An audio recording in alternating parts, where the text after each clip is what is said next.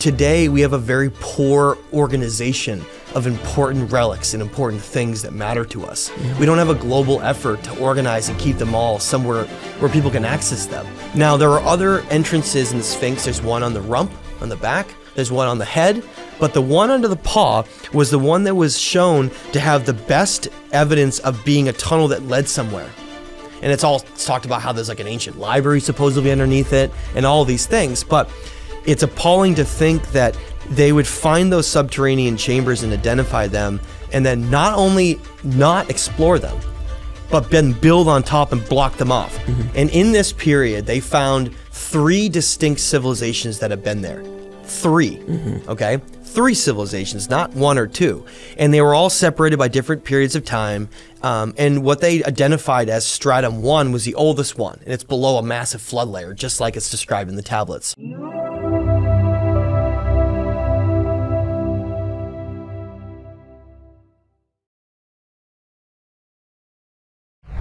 I'd like to welcome back to the show, returning champion, Matt LaCroix. How you doing, Matt? How you doing, Alex? I love being in the studio. This is beautiful what you've done with this. Thank you so much, man. I appreciate that. I appreciate it. Thank you for coming, trekking all the way down here to Next Level Soul Studios. I really, really appreciate it. I've been looking forward to this conversation. Our last conversation did pretty well. Yeah. And you have a story about what happened to you after that show. What happened? I do. I guess it would be really good to share that, is that your show was pretty pivotal in my life. And I mean, just beyond even reaching other individuals and helping, show them knowledge, give them knowledge and provide them information. But in my life, I was looking for a pathway to do this full time as my career, not having to work another job and making ancient civilizations, lost civilizations, my core of all my time. And your show was how a very, very important business partner and investor and a very, very good friend, Martin Young, ended up finding me through your show and then transformed my life really subsequently after that to allow for this huge documentary to really come to fruition, as well as scouting trips and expeditions. And now it's turned into a massive, massive team and group of people involved in going to these incredible sites, especially in Eastern Turkey, and really illuminating this lost chapter of our history. So I have to say, without you, Alex, I don't think I would be there. So I truly appreciate it. Oh man, thank you so much. That's humbling to hear, man. It's I am just a humble podcaster doing the good Lord's work. But I appreciate it, man. Thanks for sharing that story. So you just got back from Turkey, and you discovered a few things. You showed me a few images of what you saw. So some cool, very cool stuff that no one's really been talking about or seeing. What did you find over there? So we visited, I guess we'll say 3 primary sites. There was some other subsequent smaller places we went to, but 3 primary sites that we went to around Lake Van in Eastern Turkey, an area that used to be ancient Armenia back before the 1930s. It was an ancient land, King Haik and this whole lineage that potentially was mysterious, that goes back to lineages that people, were relating to like ancient, almost pre-Christian Mesopotamian connections. So we went there and we were exploring the sites that have really become, I guess, the core of my research and what I'm doing, which isn't really just Turkey, because the symbols and the stonework and a lot of what we see, we then find a lot of other places in the world, such as in Peru, Ollantaytambo, for instance, as well as like Tiwanaku and Pumapunku in Bolivia, and then even places like Saudi Arabia, as well as like Angkor Thom in Cambodia. We're finding these symbols and these ancient structures that seem to have connections around the world. Our story is fantastic, where we have risen up to the greatest levels we can imagine and created what I believe was truly a golden age of the most precise and astronomically perfect temples aligned to the sun, the earth, the sun, the moon, and the celestial connections like Orion and Sirius and other things to be perfect. And that we were once that. And we had built all of those things. And we had what was probably a beautiful civilization around the world that taught all about Hermetic principles and mystic teachings. And these things it looks like all of these ancient places on top of mountains like Machu Picchu were just temples to like reaching high estates and the gods. And then they were all destroyed. And then we forgot everything. Well, yeah. And so let me give you my opinion on like because it's very well established in the Bhagavad Gita and others, like you said, with Krishna and others. This is the ancient Indian location now today, right? My opinion on that is that they were describing utter catastrophes on the earth as being a war of the gods. Now, in some ways, it sort of was. Because if, like, to give an example, read the Enuma Elish or Atrahasis. It describes how there's a council of the Anuna that make a decision to destroy humanity. Destroy humanity. Sure. And that that decision was extremely regretted after. And that there was conflict between them.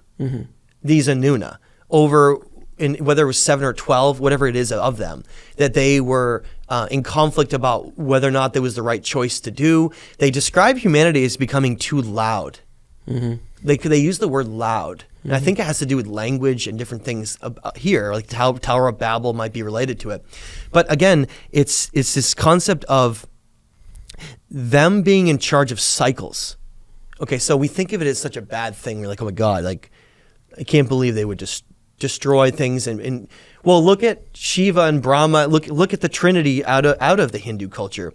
Shiva's considered a creator and a destroyer, right? So why are we ignoring the destroyer part? But that's the nature of humanity. That's the nature of material world. We create and it goes. Well, because that's the cycles of the universe. Right. And those cycles are being governed, which is why it's very interesting in the vision of Hermes. You learn that Poimander, the dragon, which is God, which is really interesting that God is, just, by the way, is portrayed as a dragon, which is why it's very interesting how Kukulkan and Quetzalcoatl are feathered dragons, which is just the metamorphosis of the serpent into its highest form.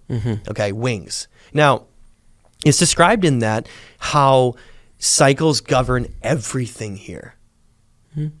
Okay, in the vision of Hermes, it says that cycles govern everything here and that they will continue endlessly and that all time is a loop and that there is no beginning and there is no end. There is not. We just go along for the ride. It just loops over and over again, which means that we are entering our golden age. Now, how long were they in a golden age? Our previous, not Anunnaki, our previous civilization here that built the pyramids and built all the stuff I'm talking about at Lake Vaughan. I think their golden age was 18,000 years. Which, if we think that's short, imagine all that humanity has done in 500 years. Absolutely. Right? Now imagine if we had a golden age that lasted for 18,000 to 20,000 years. The video games would be very, very good. They built the most incredible things we can imagine. Sure. But even though they lived pious lives and they were spiritually ascended and higher, I think that we're only allowed in this game to reach a certain level before we get knocked down. Now, that's not supposed to be a fear statement, and that doesn't mean at all that we're about to get knocked down anytime soon. No. I want to be super clear about that. It just means that there's like an endless game here that's based on something very specific, Alex. Yeah. It's based on soul's growth in the physical and non-physical spiritual realms. And we seem like we're souls that come from potentially all over the universe, and that what's been created here is just a school. The vision of Hermes, again, remember, it's the one mind, right? God, source. Sure. Is this one mind that creates the archetype, it creates the blueprint. And then the second mind, again, the Anuna, I believe they are they're supposed to be the creators of the universe within that. Then it states, though, that they're non-physical, that they're just creators, and that we're created to merge matter with spirit. That's what they state in that, but they state in a way where like it's never happened before. In the Enuma Elish, they talk about having to take a slain god, and then like the blood, and then infusing whatever they had, which is interesting if it's a non-physical being. I mean, they can obviously become physical, but what I mean is the process of us being created seems to be more like molding something that they state like we're like clay. In the tablets, they call us like being molded like clay into something perfect. But the one I'm trying to make is it's like a hierarchy. Oh, there's an organization to this. It's this source of created everything. Then there are these creators within, fractals within that are creating everything around it. We get then created by them, which is doing it in a hierarchy of the source. but we're created in that way so that we can experience a physical reality in a physical place and have mortality, but still have a path back to where we started. Right, because if we're down here for the next, whatever thousand, endlessly, then the game is useless. It's kind of like, I don't know how old, if you remember the game Contra. Oh, yeah. You remember that? Up, down, left, right, BA, start? Yeah. That's invincibility. I don't know about you. Once you beat the game 45 times. Did you? Of course, 1,000 times I beat that game. Wow. With the... It's a hard game. Yeah, Contra was a hard game, the original one. But once you have invincibility, you fly through it. Yeah. After I beat it, I would just sit down and just play it for fun, just to beat it. And then afterwards, I'd go back and go, I want to see if I can beat this without it. And I would literally challenge myself, even though I knew everything that was going to come. I didn't have the weaponry. All I had was the knowledge, and I would test myself. And I use this as an analogy because once you have everything, it gets boring. Yes. I think actually that's a major reason why we're here, is I think through boredom. Right. It's like there's so much stuff going on here. I think that Source created us to experience the ultimate story. Right. Oh, we're very exciting down here. This is the ultimate reality show. Just imagine the human saga, like being created in perfection, rising up, creating the greatest temples and pyramids the world has ever known, only to all be destroyed and then have to start over again. And then rise back up and not remember who you were. And it's a different timeline. Yeah, it's a whole different timeline. Yeah, it's not like we're going to do the same exact technology, the exact same Then thing. you go down a totally different path than you once did, and you're exploring like AI and all this tech and everything. You're like, wait a minute, though. What about this whole disconnection from spirit? And I think that's where we are right now. Yeah. Is we have everything techie we can use, but now we just need to incorporate and bring us back into spirit and nature. See, that's the core of this. Now, one of the most common things that's shown in these teachings from like the Kef box relief that I talk about that were woven in around the world is this essential component that we must have to being connected to the garden and balance. It shows this over and over again with the tree of life and in these doorways, these triptych doorways of balance. And it describes how there's three totalities and three aspects of us. And you know this as the Trinity. Mm-hmm. Right? It's the Father, Son, the Holy Ghost, but in non-religious terms, it's the mind, the body, and the spirit. And they discuss in that, it shows in that the teachings about how if the three of those are balanced, it unlocks this other door that basically you become like God. Mm-hmm. Once you unlock and balance all those things. And it's like this teaching of how to achieve our highest states. And it's right there in front of us. It's right there. But one of the cores of it is this essential component of us realizing our place within nature and within the universe and our role within cycles and balance. Balance is the key. It's the theme that's over and over and over shown on everything is not only us understanding our balance, but understanding our balance within nature and that we seem to be stewards of this great place. Now, what are we created for then? One of the reasons seems to be to rise up to become the stewards or gardeners of this world. Mm-hmm. They show them as maintaining that, which is really interesting that it goes all the way back to them maintaining balance here with the earth, like the earth can't on its own. Mm-hmm. And they have a hand in maintaining balance. You can see that very clearly, and that we're being groomed to be them. That's what it's very interesting when you read, the myth of Adapa or Atrahasis. It talks about how we're created to alleviate the workload of the gods. That's what it says. So people are like, oh, does that mean slavery? No, I think it means co-creation within this reality. Right. And that we are being we're being groomed to eventually, as a society, rise back up again to become spiritual beings that are tending this garden. What would this world be, Alex, this planet, if everyone just cleaned up all the trash, built with sacred geometry structures, replanted all the trees everywhere, still had cities, but woven into nature and into divine sacred principles? Mm-hmm. What would this world be like? It'd be like a paradise. Mm-hmm. It would be a garden, a giant paradise garden. I think that's the end game. That's what we're trying to get back to, is realizing our role in doing it. And let me give you another example. If anybody is more in tune with feeling things around them, they go to an inner city, right?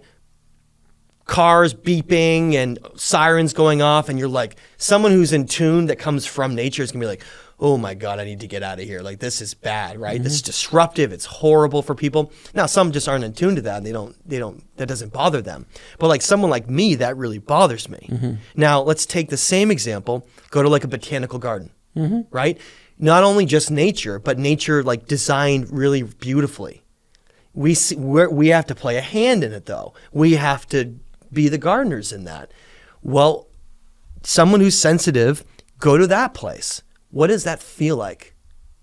Right, you step out, you're sitting in this perfect spot with a little beautiful stream that's been created with a little waterfall that goes over full of flowers. You're sitting maybe in this beautiful spot under a big tree, this perfect meditation spot. The energy is completely different there than it is in that inner city. Why?